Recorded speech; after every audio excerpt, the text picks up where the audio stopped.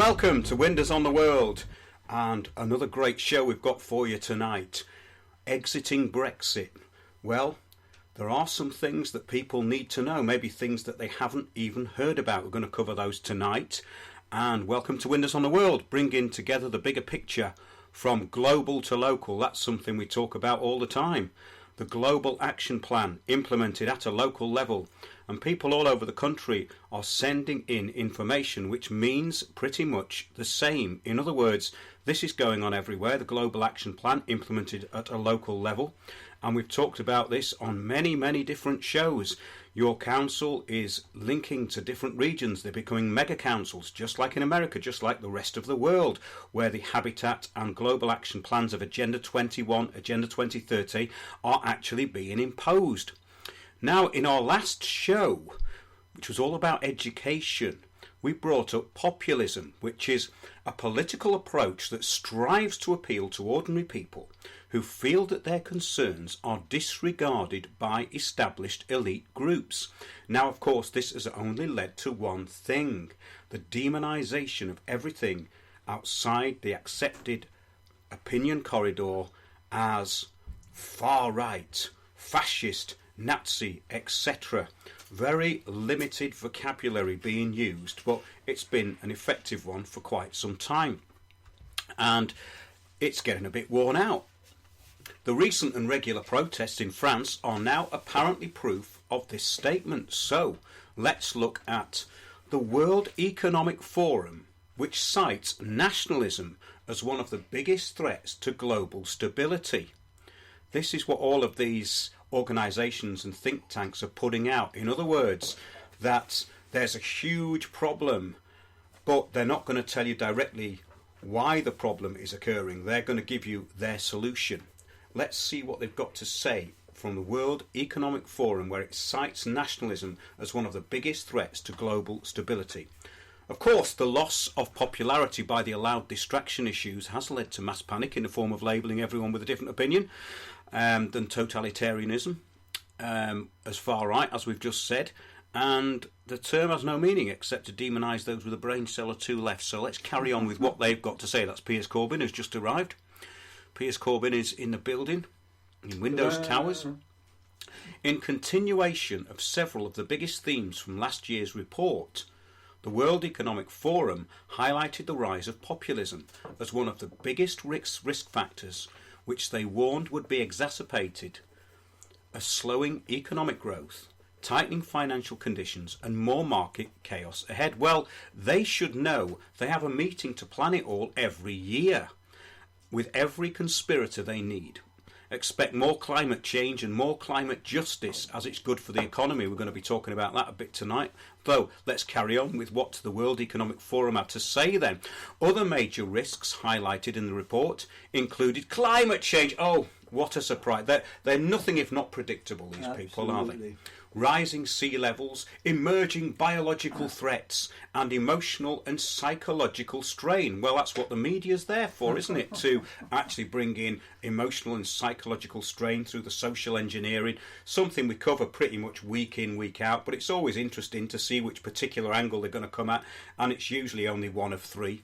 Some 90%, it carries on, of the experts and decision makers polled by the World Economic Forum said they expected further confrontation between major economic powers, while some 88% said they expect further erosion of trading ties. That was from ZeroHedge.com news.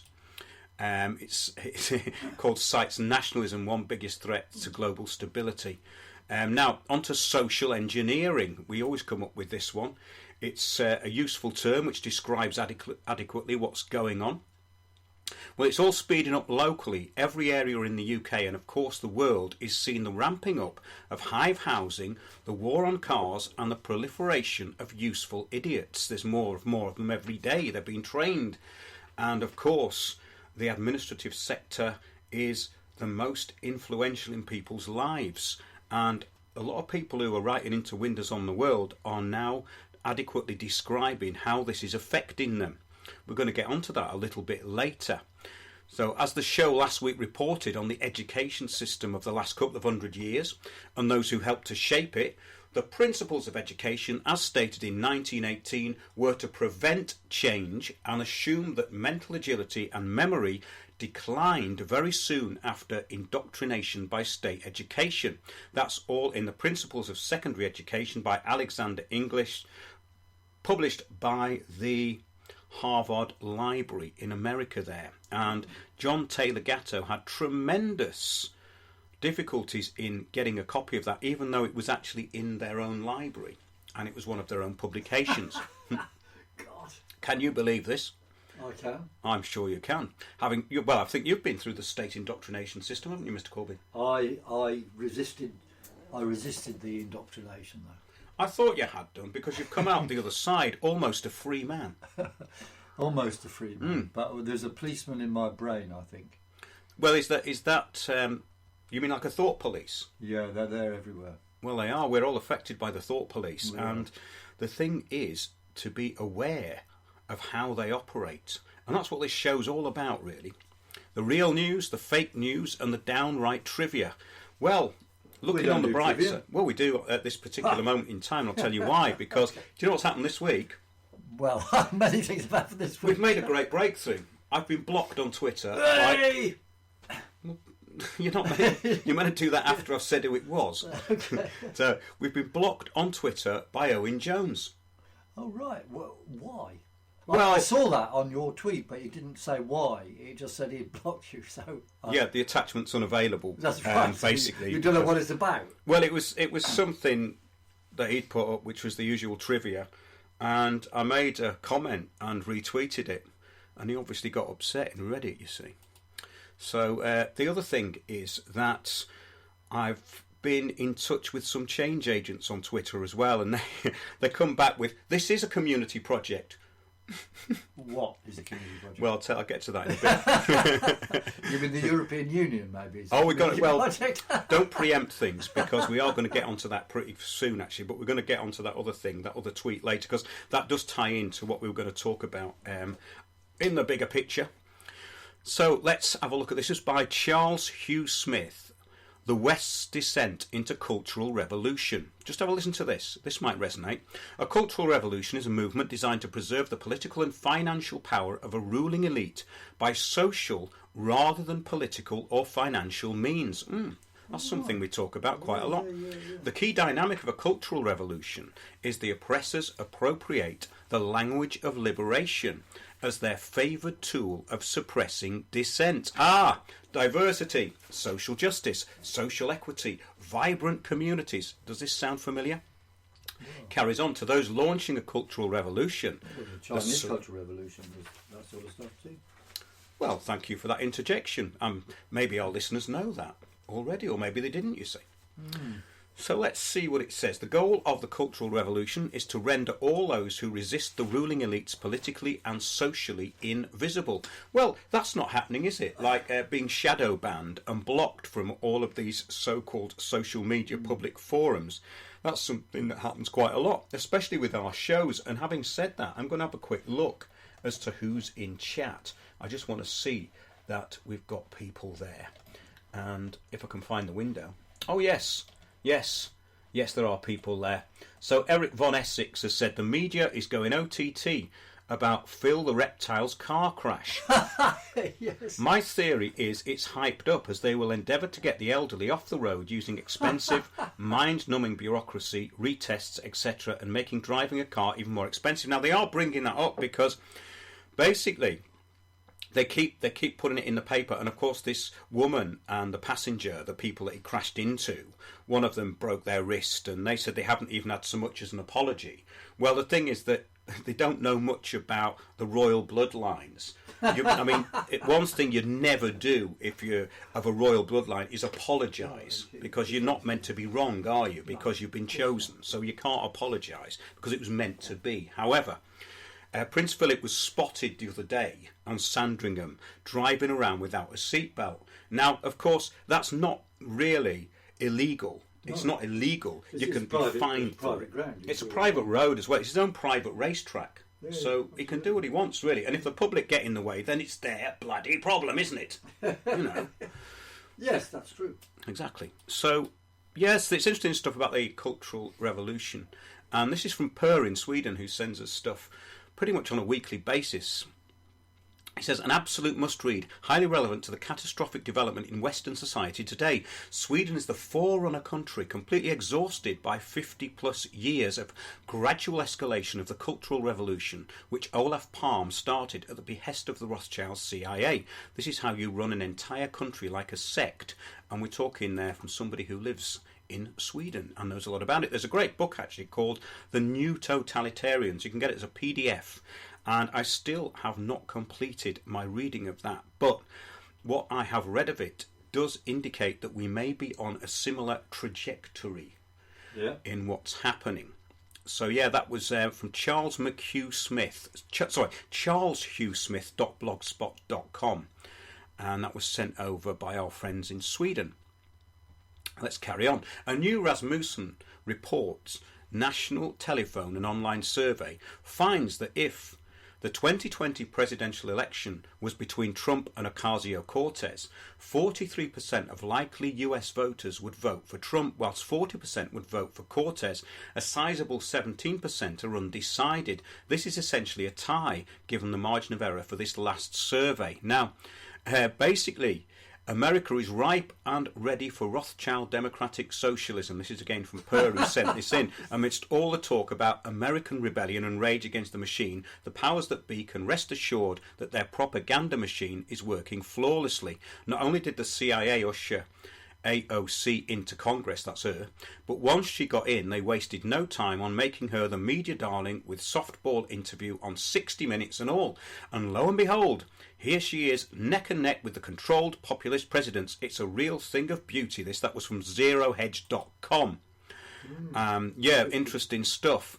And, of course, when we look at the global picture, we see a pretty similar picture happening everywhere. And that's why people should book our talks in the new year. We've got several already lined up. The bigger picture, featuring myself, Piers Corbyn and Sandy Adams, which is actually the bigger picture of what's happening in your local area, the bigger picture of what people every week are finding out about and sending in the information to Windows on the World about. So, again, none of this is new. Let's have a look at something from the past. The Act of 6 Articles.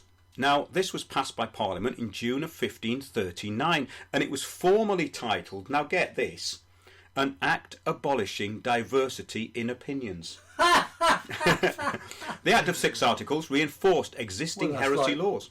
Dogma under the Pope. That's exactly what the Pope did. Yes, but the modern equivalent of it is... This is pre-Reformation, right? Yeah, it is the controlling of the narrative and basically abolishing diversity in opinions. That's what's happening on all social media. That's what's happening in mainstream media.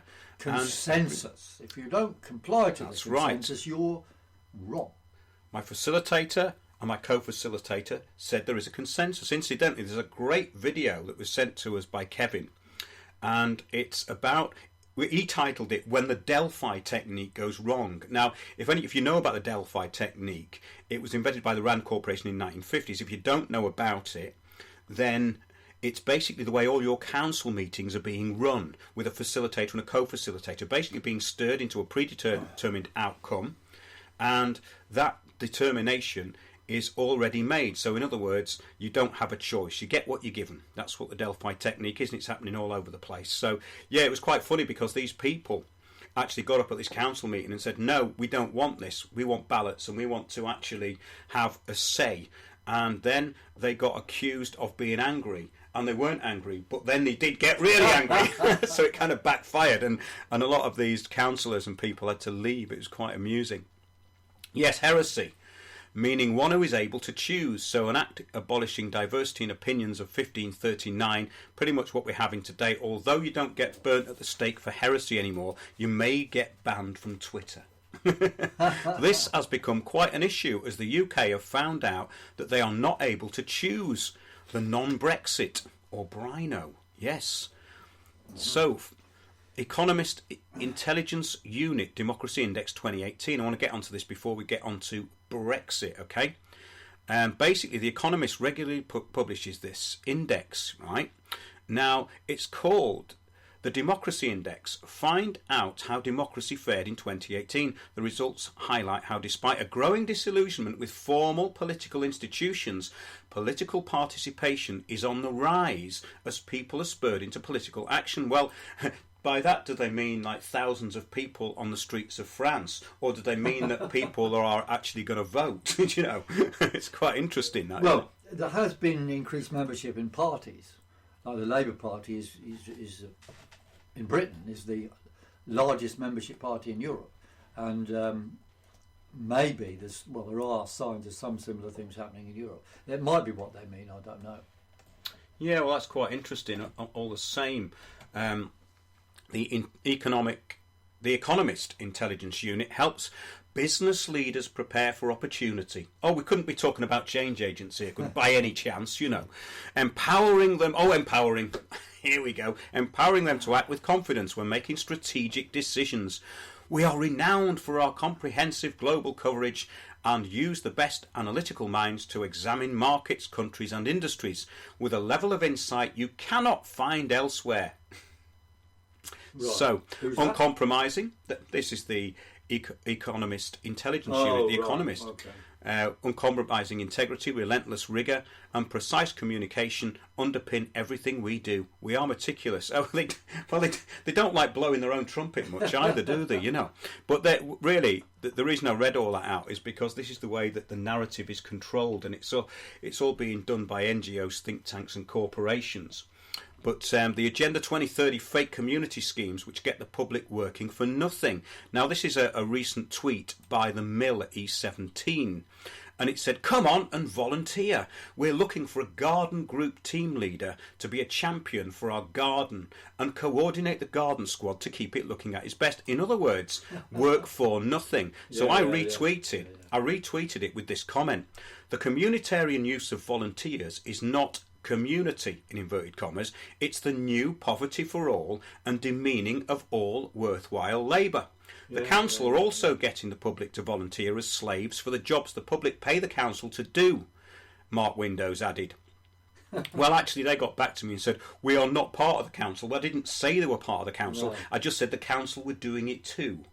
And it was basically set up by people within the council. And of course, the thing is with all these community hubs, I don't want to be too cynical, but they have lots of old ladies working for nothing at the front of it, and then they've got all the greedy change agents at the back skulking around deciding who's going to come in and who's not going to be welcome to use the facilities. Am I paranoid? Do you think I'm paranoid, Piers? Or have you seen signs of this?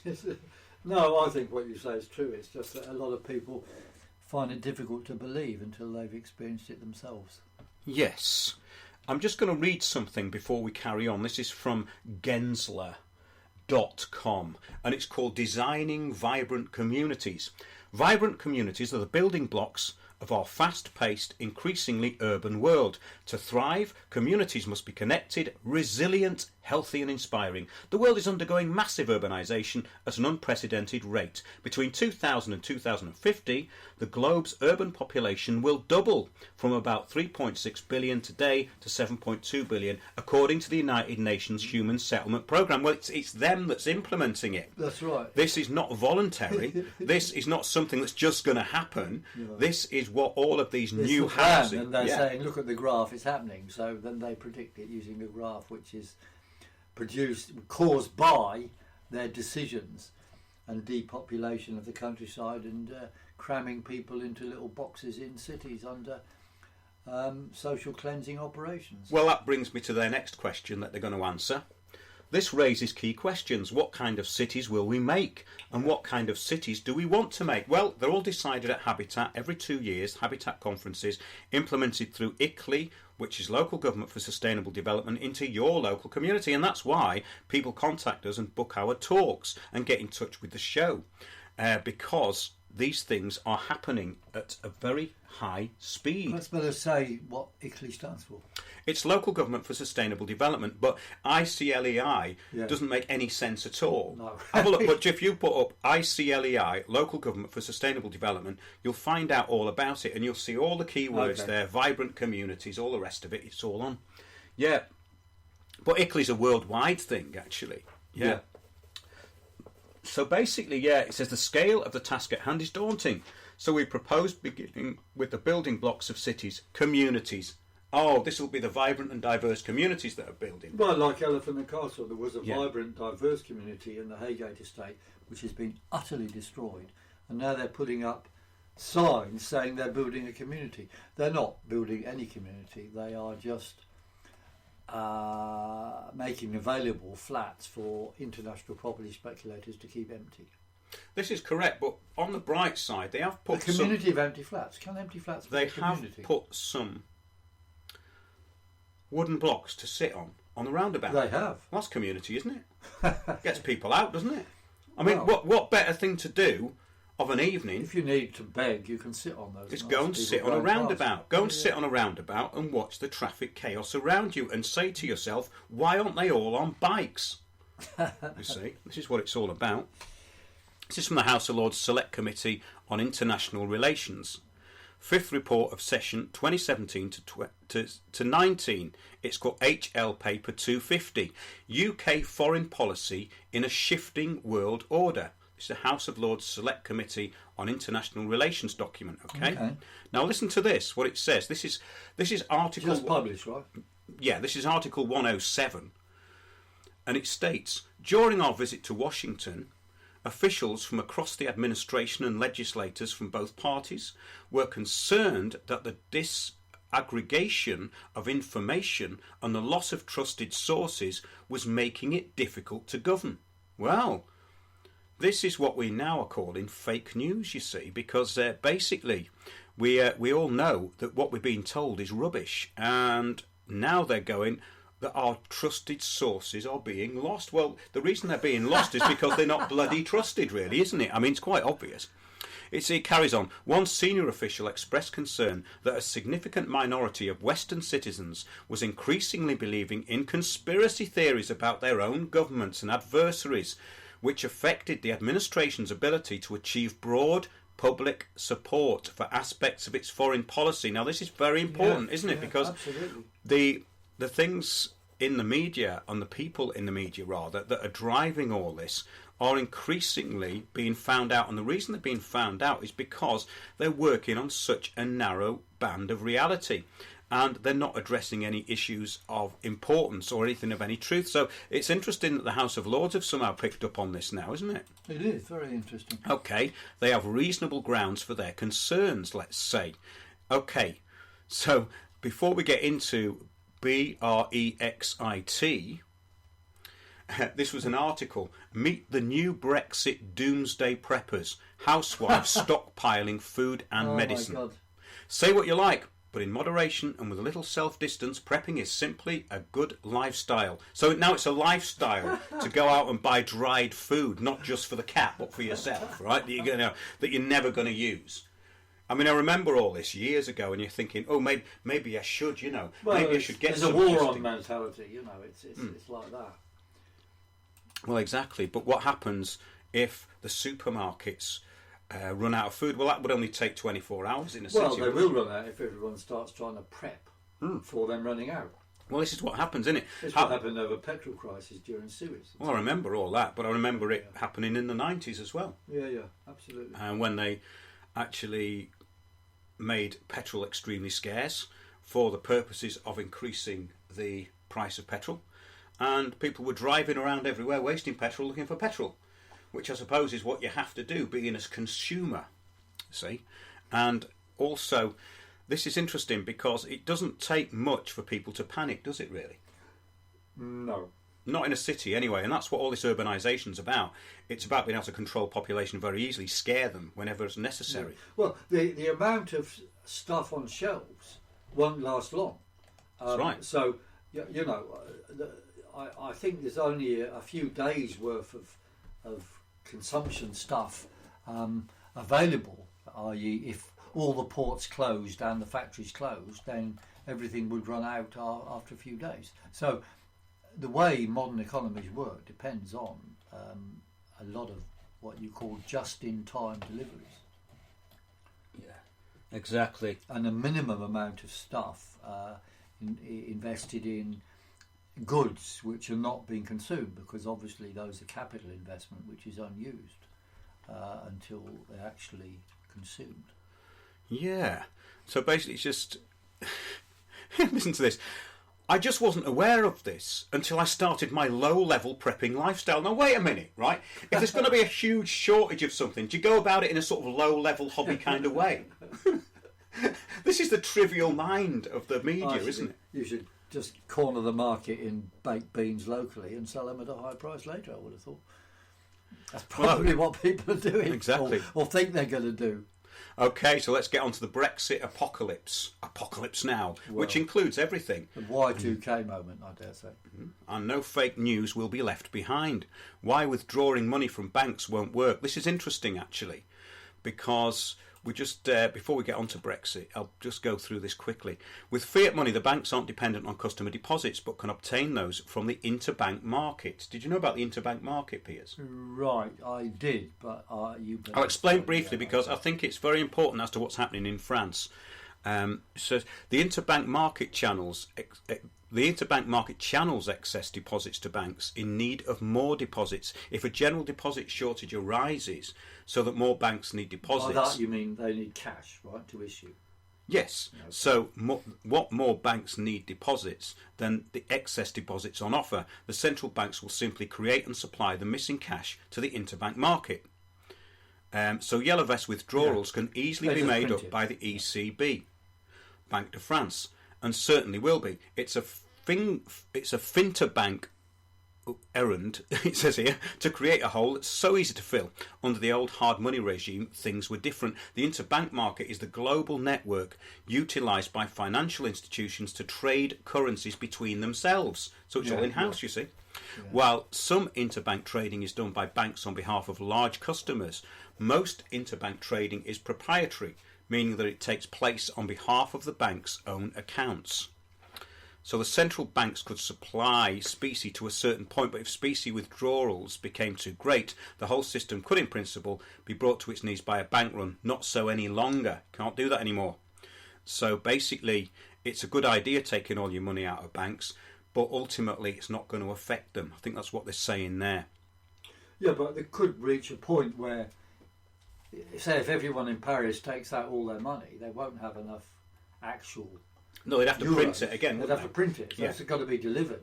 Yeah, so it'd still have to be delivered by the European... If people are blocking the roads, then you wouldn't... It would have to be delivered by the European Central Bank, yeah. Yeah, but physically you've got to have bits of paper have to come from somewhere. Yeah, that's what I said, from the European Central Bank. That's where it would come from, isn't it? And if you could print them locally in your own banking office, that'd be nice, wouldn't it? Well, it would be quite handy, but we shouldn't talk about that on air, really. There might be some Twitter trolls listening. Transit towns. Now, this is interesting. This is coming from a listener to Windows on the World. And it's something that a lady sent to me yesterday, and it's how she's explaining what's going on all over the country. But this is from the south coast of England. This is purely personal email. She prefaces, as I realise how concerned you are, and perhaps this can help you understand what is happening to our lovely town these days. I have been researching the building of these large and huge new estates everywhere in the country. This is my own research, and I write to you as a fellow resident. I don't wish to seem to be making excuses for the planning officers, but it is not widely known among the public that the excessive building we are experiencing nationally is due to government legislation. Nationally, every town is given a target to build a certain number of new dwellings by 2030. Again, Agenda 2030, there you go. Yep. The latest date given. Wonder why that is. As an example, if a town is ordered to build 10,000 dwellings and doesn't fill that target, the officers are called to account. If a certain percentage under target, the government will send in their own officers to manage the planning, and also the town would pay a fine of even more dwellings to be built. Right, so that's interesting, isn't it? Right. So basically this is central government actually. So the fine is build more. Yeah, absolutely. This is the situation for the local planning officers, not the councillors, as an increasing amount of decisions are now made by these officers, who used to be called civil servants. That is the overall basic picture. The government has relaxed rules on where the dwellings may be built, and there seems to be no concern whatever for the problems of how these buildings will be squeezed into small spaces. Well, that's Agenda 2030, because they're going to be very small spaces, and that perfectly describes how things are being implemented at a local level. Now, this is a very Absolutely. interesting article. Every one of these destruction of council estates plans starts off with a few new ones they're putting in, and ends up with at least threefold increase of densities quite often. That's right, and that's exactly what she's talking about here. In Wandsworth, the Aylesbury estate, and other ones in Southwark, for example. The builders can erect just below that limit, the limit that they're given, and can ignore the pressure on local services. Building a nest of under 10 houses is almost allowed automatically. I mean, basically that means that this is the relaxation in the planning regulations, isn't it, as well, and the Housing and Planning Act. So each new estate must include shops, there you go, because it's all going to be local, with dwellings over. Right, so this is what you're seeing. You're seeing these little supermarkets with a block of flats and a gym, and they're all the same. This is happening all over the place because under the Agenda 2030 plans, the urbanisation agenda, you're not going to be allowed or want to even move around much because everything's going to be the same. There's no point going from one part of town to another because it's all going to be the same. That's the whole point of it. So there you go. Yeah. This is to encourage less cars, and the focus is on providing sustainable transport. That is pedestrian facilities, buses and trains, and the bikes. These are known in the USA, which has similar diktats to be adhered to, as transit towns. There you go. And what did we have here before Agenda 21? Transition towns. The local councils have to adhere to these rules and regulations. If the area loses a green space due to the building, an alternative space has to be provided called a SANG, which is basically, hang on a minute, a suitable alternative natural green space, right? On the 2nd of June 2016, the council agreed a number of changes, this is in the South Coast, to the way in which suitable alternative green spaces will be allocated and secured. The council agreed a number of changes to the way in which suitable alternative natural green space will be allocated and secured. This note provides the most up-to-date advice on SANG provision. There you go, that's from www.heart.gov.uk if you want to find out more about that. It says if building more than 9 dwellings, the builder has to pay a 106 payment to the council towards social housing, which is required in larger estates. The actual definition of social or council housing has also been altered now.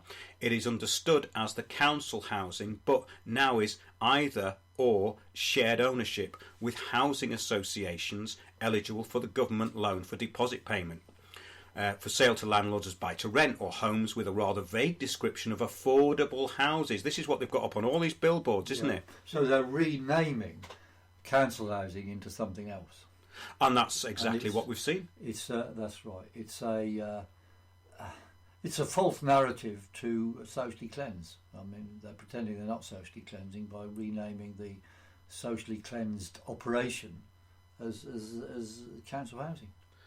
Eric Von Essex has just put this into chat. Affordable housing equals overpriced crappy home the size of a shoebox in a crappy part of town where nobody wants to live due to a high crime rate. Well, in actual fact, that's really interesting because the rebuilding and all this kind of changing of infrastructure is actually creating more no-go areas, because what it's doing is creating these areas where it's a bit yuppified, and everywhere outside that starts to look a bit scruffy, and then you start getting people moving in who look as though they've got money, who are going to get robbed. And that's exactly what happened in Walthamstow. That's exactly what's happened there. Yeah, really interesting, that, isn't it? But carrying on with this, this is about Dorset and Bournemouth. It's been quite a horror story as I researched this and found the reason for so much lack of common sense regarding planning and building. It is a national governmental plan, which other countries are also following. So that's really interesting, because that lady sent me that yesterday, and it's going to tie into, as we're actually getting quite further into the show without getting onto this subject, what we're going to talk about, Brexit. Now, this is a document called the EU Renegotiation Briefing, associate membership of the EU, right? It's the path towards associate membership and a 2-tier Europe. It came out in 2017. Basically, it says here, it's quite interesting actually, if you look at what the choices are going to be given, because it's pretty much exactly how things have panned out. It said there'd be a referendum late October 2017, and then you've got two separate sides going on here, and basically the synthesis at the end. So, Remain and Leave. Remain, discussions on new EU treaty commencing 2018.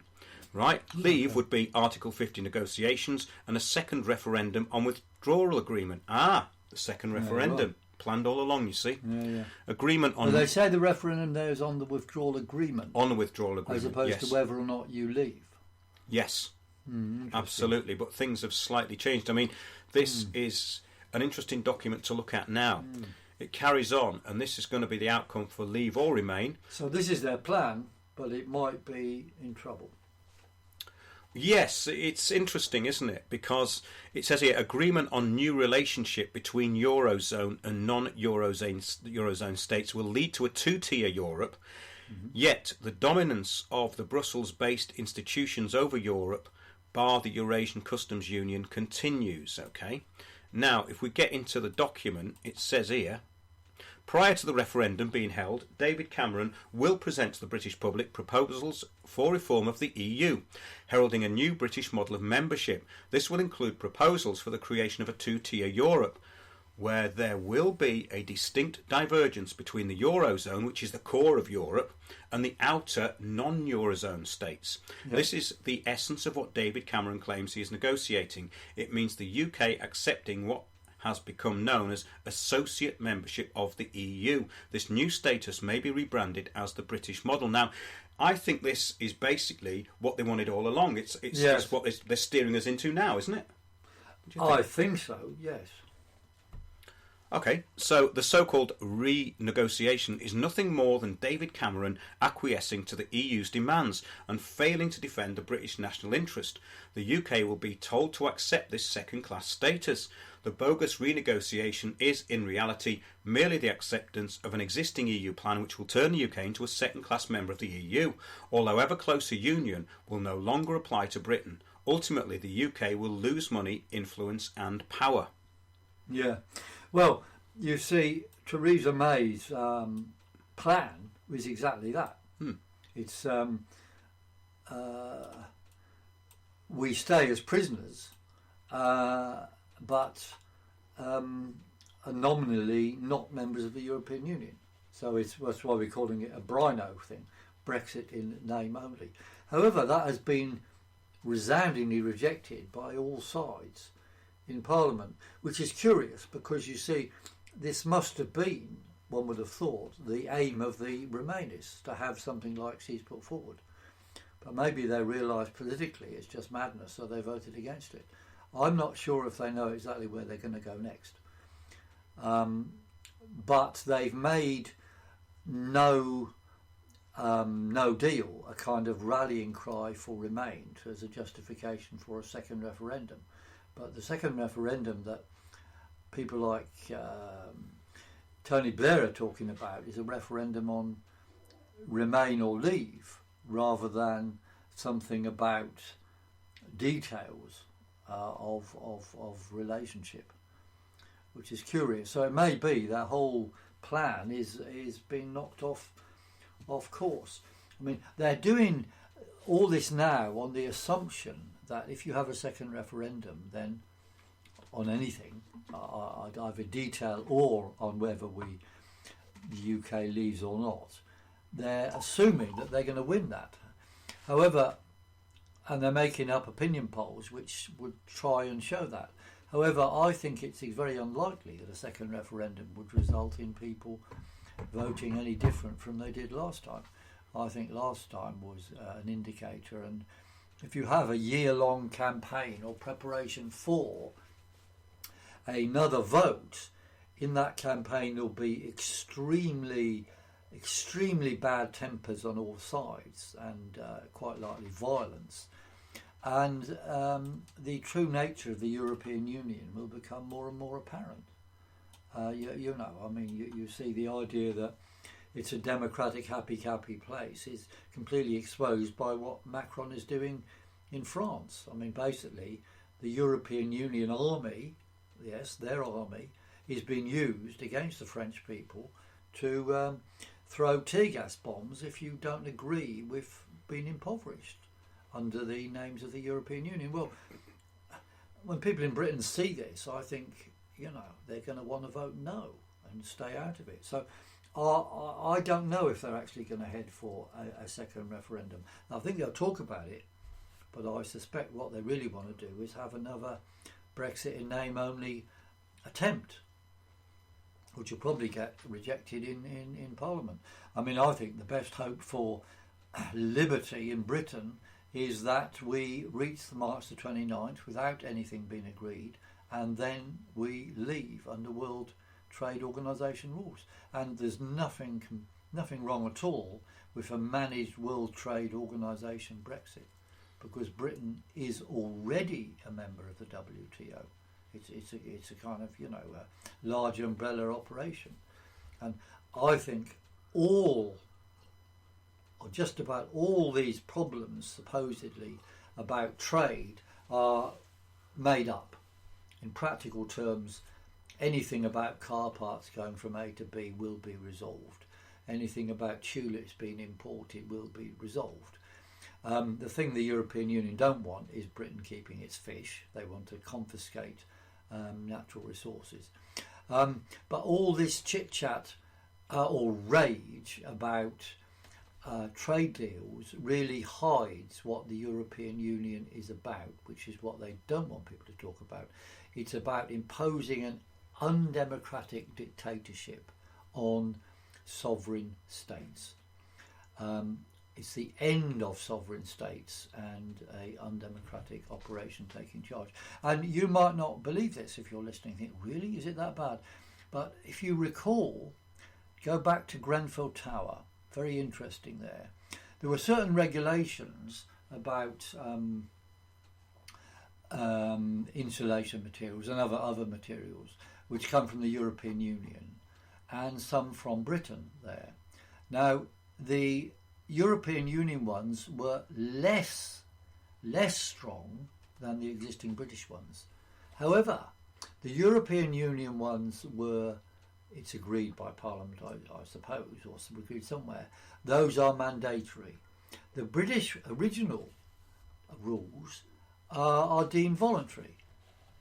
In other words, the councils don't have to accept them. So what has happened is European Union regulations have been imposed upon Britain in that particular instance.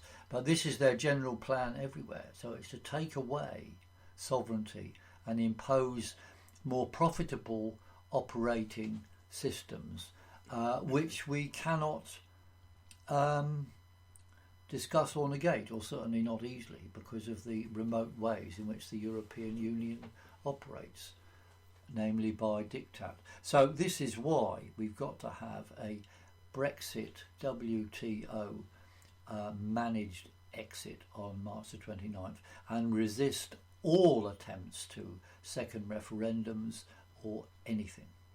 Well, it's interesting how it's turning out, but I think that they're just preparing to fix the vote, basically, if they have another referendum, because if they do have another referendum, as you said earlier, that there'd probably be more people wanting to leave.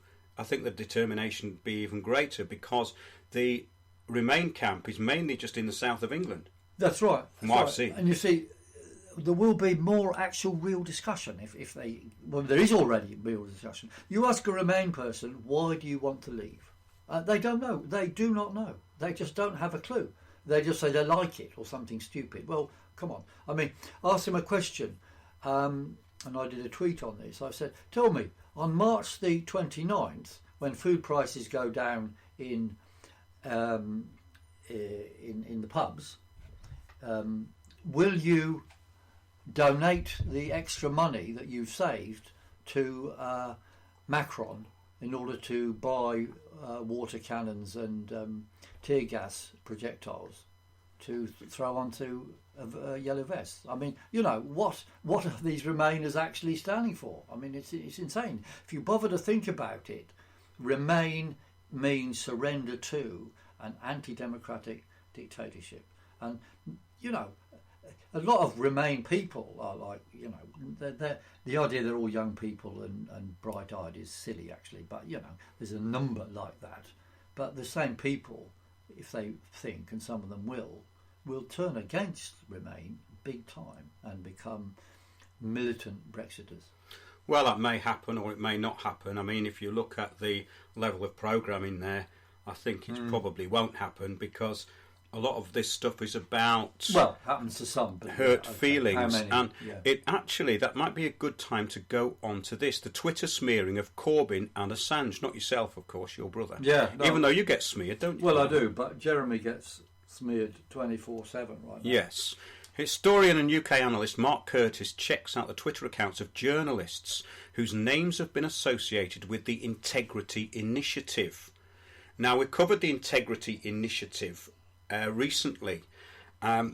It comes out of the Institute for Statecraft, and it's a sort of counter-disinformation program to challenge Russian information operations. But I think what they're saying in this article is it goes even further than that. However, it carries on. It has been revealed that the Integrity Initiative Twitter handle and some individuals associated with this programme have also been tweeting messages attacking Labour leader Jeremy Corbyn. There are loads of these, and some have even gone for people who associate with our shows, as we're saying, right? Oh, they have, absolutely. Now, we had this, what you call a Twitter troll, and they're insane, these people. They haven't got an argument, but what happens is, it's very weird, because they'll start picking on you for a certain amount of time, and it'll all just disappear and die off. And that's not just by blocking them, they just go. Yeah.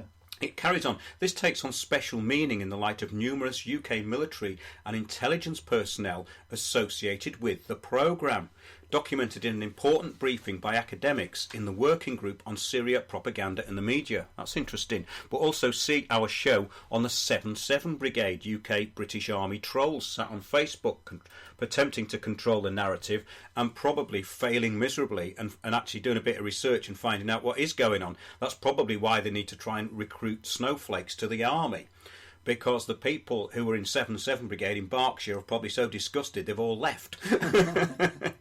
As they were British troops, you see, sitting around on Facebook actually controlling the narrative.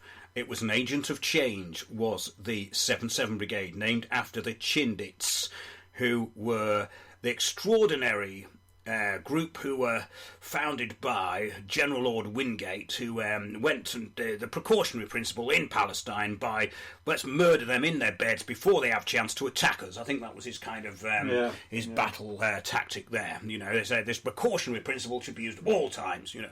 So it says, carries on. Several journalists have been named as associated with the Integrity Initiative, either in programme clusters or having been invited to an Integrity Initiative event in the documents that have been posted online. Well, isn't this how it all works? The recruitment of the useful idiots. And this is what we talk about all the time. The NGOs, the think tanks, these organisations, they're all pushing the same agenda. Chatham House. Exactly. Yes, so that I thought was really interesting. It said Corbyn under attack. The analysis of 11 of these individuals has been undertaken to assess to what extent their tweets have linked Corbyn unfairly, for a definition see below, to Russia. The results show two things. First, the smearing of Corbyn about Russia is more extensive than has been revealed so far. Mm-hmm. Second, many of the same individuals have also been attacking a second target, Julian Assange, trying to also falsely link him to the Kremlin. Many of these 11 individuals are associated with the Times and, guess what, the Guardian. Well, gosh, shock, horror, surprise in the UK, and the Atlantic Council in the US. Well, we've covered the Atlantic Council as well. That's another narrative controller. The research does not show, however, that these tweets are associated with the Integrity Initiative. Well, they've just said that people who are linked to them are tweeting, and you can have a look at that in the article. But linking Corbyn to Russia, the Integrity Initiative said in a tweet, "We are not anti-Russian and do not target Mr. Corbyn." However, that tweet was preceded by the following tweets. Skripal poisoning. It's time for the Corbyn left to confront its Putin problem. You couldn't make this stuff up. Oh, they do make it up, don't they? Well, they do make it up. I said you couldn't make it up, but they do make it up, don't they? I know it is. An alleged British Corbyn supporter wants to vote for Putin. What? I mean, this is even worse than Alleged. Alleged. So it's someone who's alleged to be a supporter of your brother, and they want to vote for Putin. But I thought they'd already voted for Putin. He's in power, isn't he? It doesn't make any sense. Well, we didn't have a vote for Putin. Anyway. Exactly. Nor did we ever vote for Trump either, even though we're told He's not our president. Well, no, he's not, right? They've nicked. Nor's Putin. They've nicked our phrase. Mr. Corbyn was a useful idiot, in the phrase apocryphally attributed to Lenin. His visceral anti-Westernism helped the Kremlin's cause as surely as if he had been secretly peddling Westminster tittle-tattle for money. What? But who makes this up? Like, I know what they're doing, right? You're tagging people with unworthy objectives, right? Yeah. But none of it actually makes any sense. These people are retards, the ones who are doing it, aren't they? Yeah, well, absolutely. I mean, it makes Owen Jones sound coherent and intelligent, even though we've now been blocked by him. This tweet was a quote from an article by Edward Lucas in the Times. I mean, he should unblock. He should unblock you. It's ridiculous, I think. No, I think it's better without him. This tweet was a quote from an article by Edward Lucas in the Times. Corbyn's sickening support of the Soviet Empire. I mean, they must have fun making this stuff up to a point. The Soviet Empire doesn't exist. Exactly. It's Russia now, isn't it? Yeah, it's Russia. But what do you think he did support them?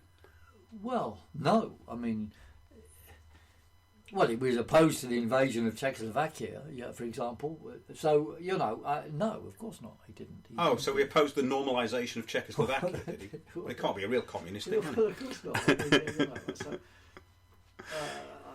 It carries on here. Times columnist Edward Lucas has published an article on the Integrity Initiative website and been quoted as saying that his work with the initiative has not been paid or involved anything improper. Well, no one said it involved anything improper, did it? I mean, you see, it's a very clever use of words here. Yeah. Because by improper, that doesn't actually define what they're talking about here. Basically, what they're doing is tagging you in an operation to smear you by association, but with just a soundbite. I mean, this is what the media do all day long, so it's not improper, is it? I mean, they just do it all the time. They deny they've done something they haven't been accused of.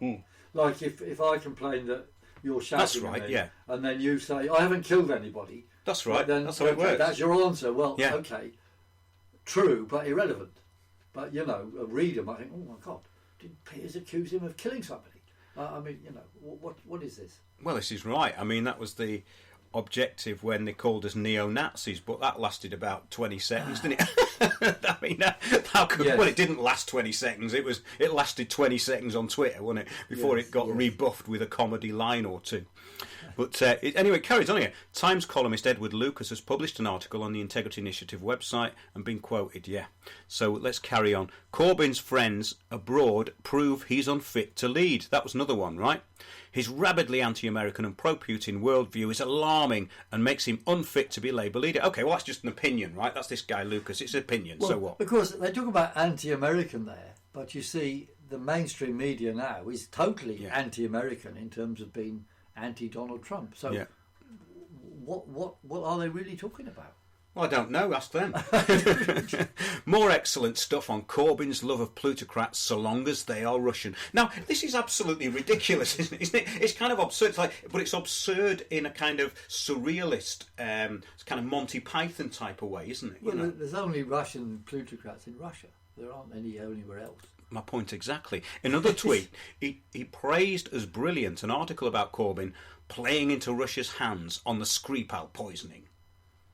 Right. How was he doing that? Can you remember? I remember he said that before the government assumed it was the Russians that done it, they ought to actually, one, ask the Russians what they had got to say about it, and two, actually get some facts. That's what he said. Is basically you have to, before making accusations or charging people or assuming they're guilty of something, you have to assume they are innocent before proved guilty. Yeah, but Piers, when you're asking the media to prove something by facts, as far as they're concerned, that's fighting talk, isn't it? It is, absolutely. That means another smear could be on the way any second. If you're asked to demonstrate something by facts, then you are a conspiracy theorist. Exactly. And a denier. You're a denier of mainstream media, and therefore well, a denier of all good things. Apple pie, marriage, and so forth. Yeah, there's loads of these tweets listed, and I suppose it's quite amusing. But when you look at these organisations and see how the narrative of public opinion is being controlled, or they're attempting to control it, it's not too clever, really, is it? No, because the same people pop up in different spheres saying the same sort of thing. It's obvious, and you can investigate the origin of these tweet sites, and usually they're tiny little operations, which indicates that they've just been set up for these purposes. Well, yeah, it's interesting that on that Twitter, because you get these people who all of a sudden they've just become sort of Hasbara agents of Israel, and they're using that Hasbara handbook, which is absolutely fascinating because they pop out of nowhere, but they all say the same thing. But all of this propaganda, all of it is the same. When we looked at the attaching of unpleasant ideologies to somebody for no reason and with no evidence at all, this is one of their only strategies. The strategies are incredibly limited. So if you're looking at this as an intelligence operation, it's not very intelligent, is it? No. Well, they've got a list of things they will attach on people. You agree, pro-Russian, a climate change denier, a Holocaust denier, a Trump lover, opposed to the European Union. All those things go together as a raft, and they will just accuse anyone they don't like of one or all of those. Yeah, well, I mean, I'm a daydream believer. A daydream believer? Yeah, I'm not a denier. Ooh. I'm a daydream believer. You must be a reality denier then if you believe in daydreams. No, I didn't say that. I said I'm a daydream believer. I didn't say that I denied reality. Oh, you're turning into one of them now, aren't you? You are. No, you're turning into one of them. That was sneaky and uncalled for. But I know where you're going with this. Yeah. I know where you're going with this. You need to be put in a room 101, Mr. Windows. Well, that's a very good point, because for the next couple of months I'm going to be travelling around. Windows Towers is going to be on the move. So I'm going to be broadcasting and still in touch with what's going on. And towards the end of March, in fact March the 30th, we have our talk in Brighton. Go to Windows on the World and you can book tickets on there on Eventbrite, and also think about booking a talk for yourselves. That's right. Because and when you book these talks, make them link to things happening locally. So we'll have the bigger picture in the general context, but local input and campaigns are crucial as well, and they will be part of these events. Well, that's absolutely right, because the Global Action Plan implemented at a local level is what this is all about. Yes. So we're doing a gig, the bigger picture, in Llandilo. That's to be announced. That's in Wales. That's going to be sort of towards the... It will probably be in April now. But we've got this 30th of March. Is that the same as Llandudno? No, Llandilo is mid Wales. It's kind of mid Wales. Okay, really. Got it. Yeah, Llandilo. No, Llandudno is where the pier is. Yeah. That's where people used to go to retire. They did. It's now full of pound shops and pensioners. Okay. Yes. Well, I'm not going there then. Why not? Don't you like pound shops? I do, yes. Well, maybe. No. The content of pound shops is mostly rubbish. Well, I disagree with that entirely, Piers, because I found You're a denier. I am, because okay, I'll. It's very good for things like exercise books, those sort of things that you can't get from stationers anymore because they've closed them all down. Cheaper than Ryman's too. Right. 30th of March, Brighton. Yes. The Grand Central, 29 to 30 Surrey Street, Brighton. Go to windowsontheworld.net, have a look on there. We're just about out of time. That's it for Windows on the World, and we'll see you all next week. And the shows will continue. Please get in touch with us if you have anything that you'd like to share. That's it from myself and Piers Corbyn, and we'll see you all soon on Windows on the World. Thank you.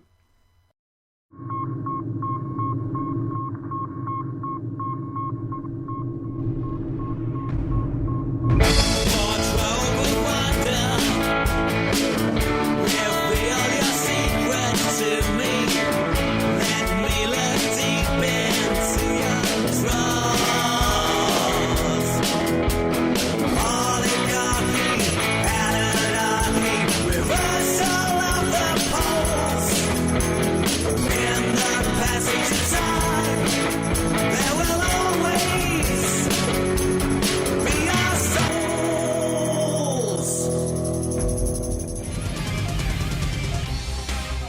Welcome to Windows on the World. I want to keep bringing our listeners well-researched and useful information. Please consider sponsoring our work by going to windowsontheworld.net and clicking the donate button.